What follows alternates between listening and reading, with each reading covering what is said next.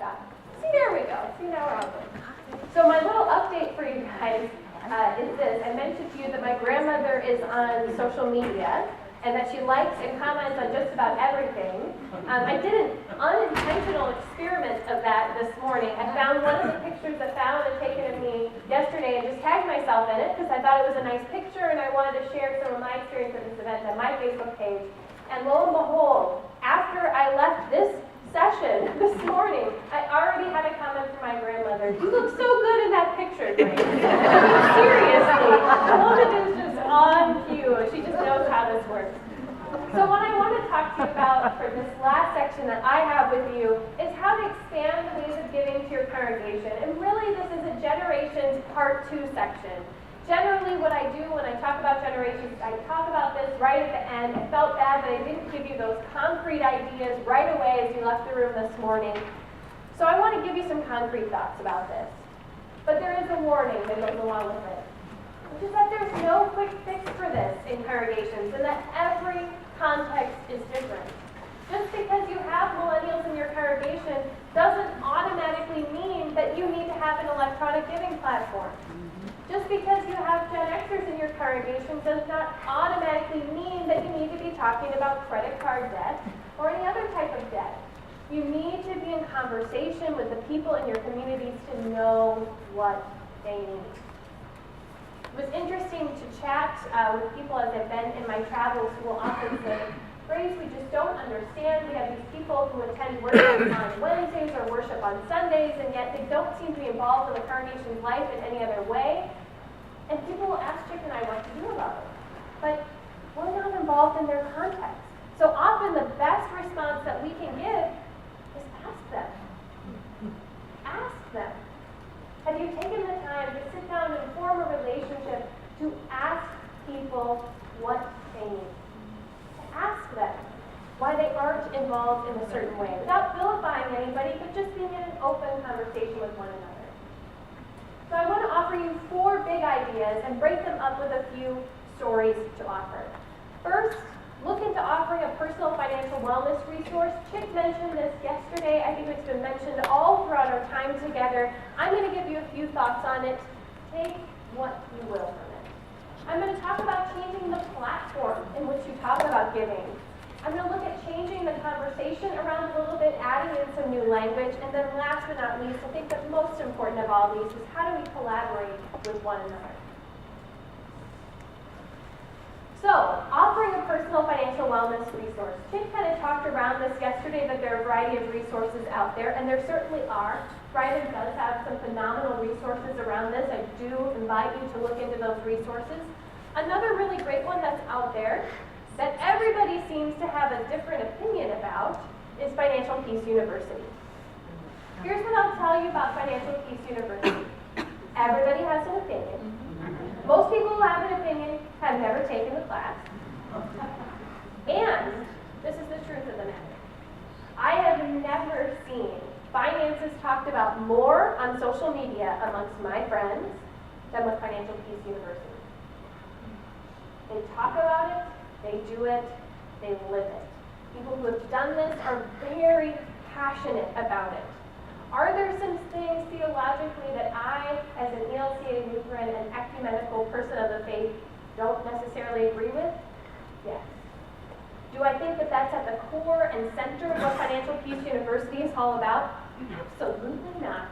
Absolutely not. And I can say this having just read one of Dave Ramsey's books, for my own, and it was really fascinating. The tips that he offers in there are so engaging and real. They are just fundamentally great financial tips. What I do in my day-to-day 40-hour-per-week life is I do financial education for Lutheran pastors. And I can tell you as a financial educator, this is something that I would teach anybody who's sitting in a seminar with me. Does he proof text from Proverbs a lot? Absolutely he does. He likes to pull out verses from Proverbs. Can we bear with that? Absolutely. Do I necessarily agree that credit cards are all bad things? No. But do I think people who are deep in debt, which are his target demographic, might need to reconsider the way they use credit cards? Absolutely. So bear that in mind.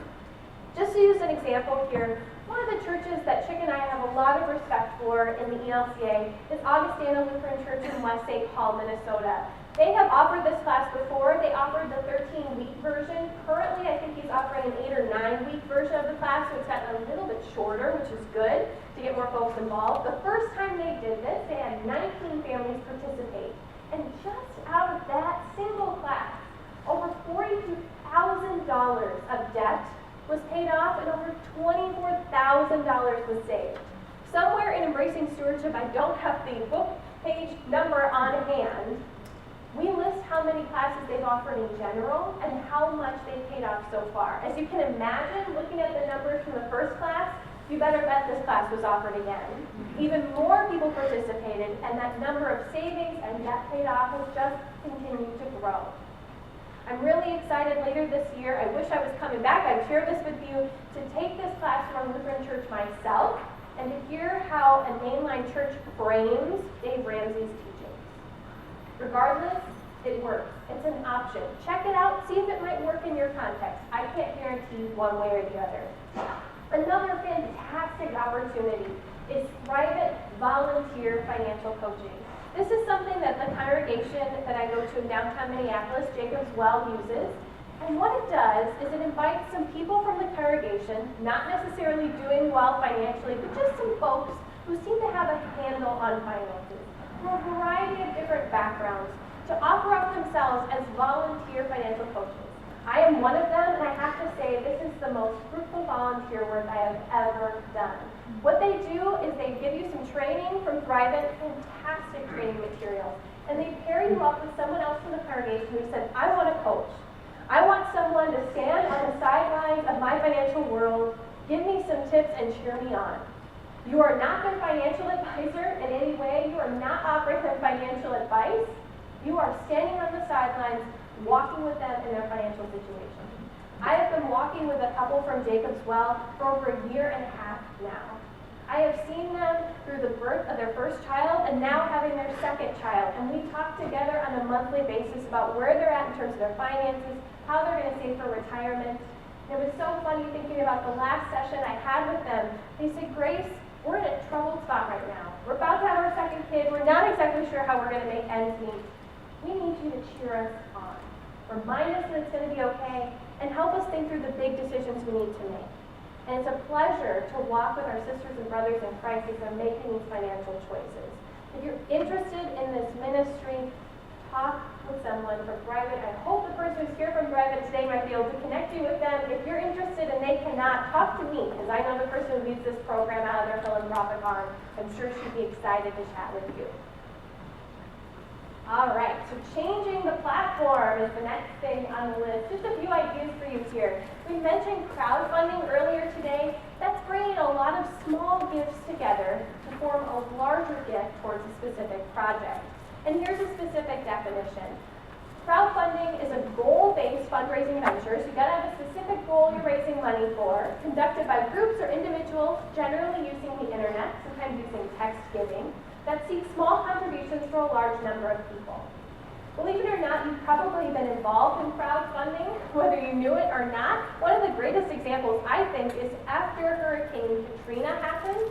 You might have remembered that they had some of those concerts on TV with all those famous music artists, and down on the bottom they said, text your gift to this number. And it was just a $10 gift. And you were invited to text it in, and they got millions and millions of dollars just out of offering that musical program and having people text in their gift. That is an example of crowdfunding. It didn't use the internet, but it solicited small gifts from a variety of people.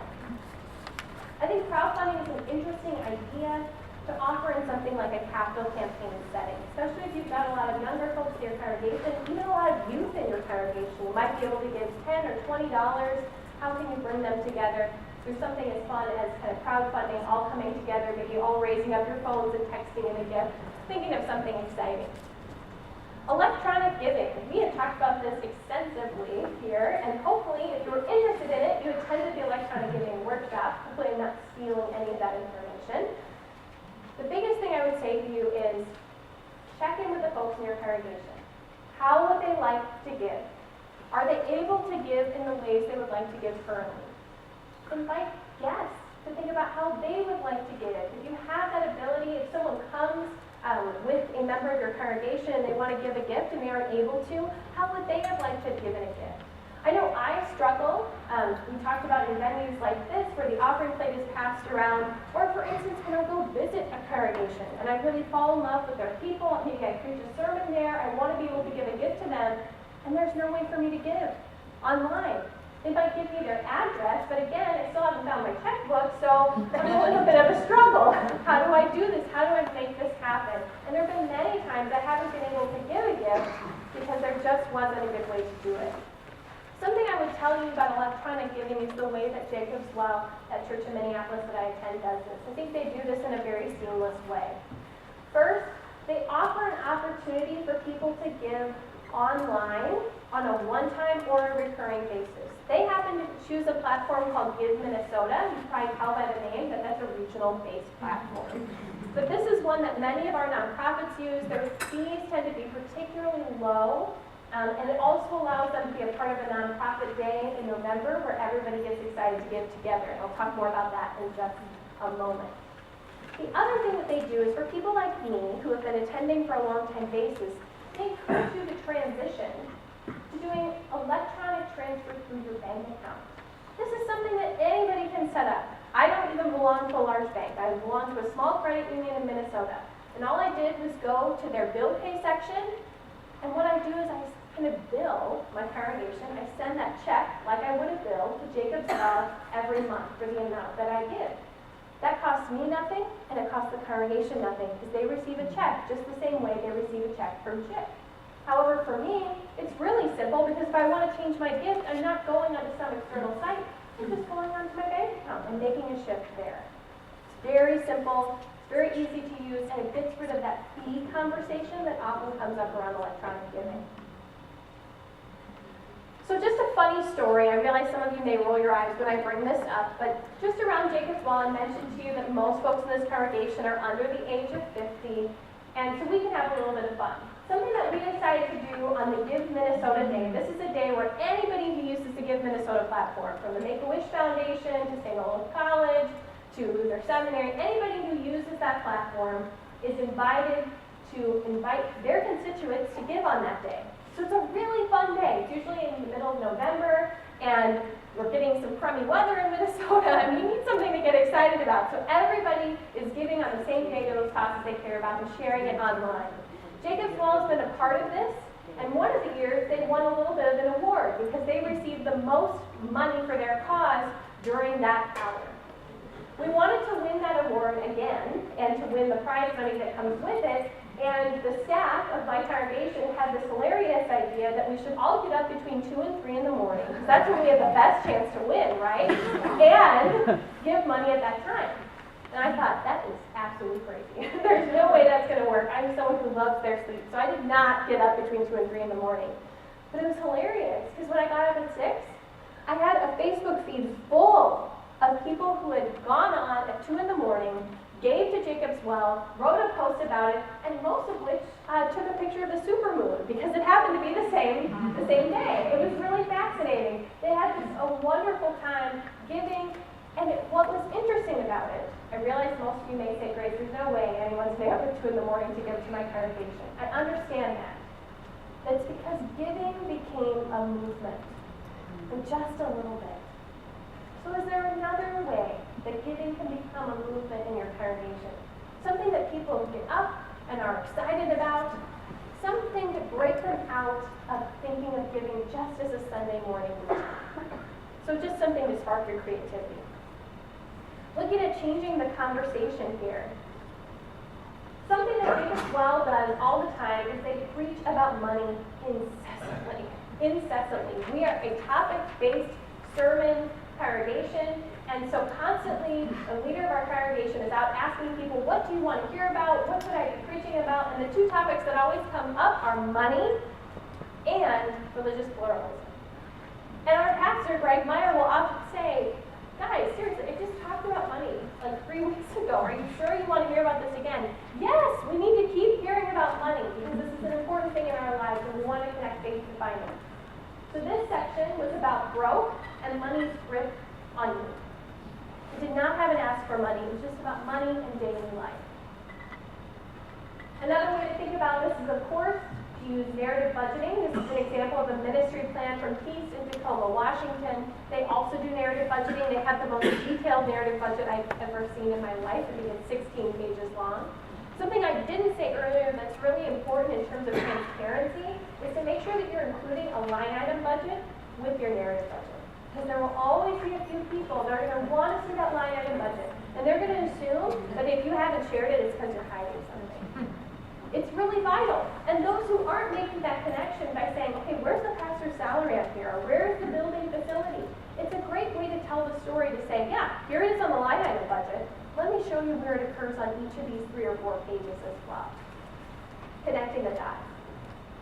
Lastly, talking about how do we look at stewardship in all areas of our life. This is an example of a congregation I worked with on their annual stewardship response program.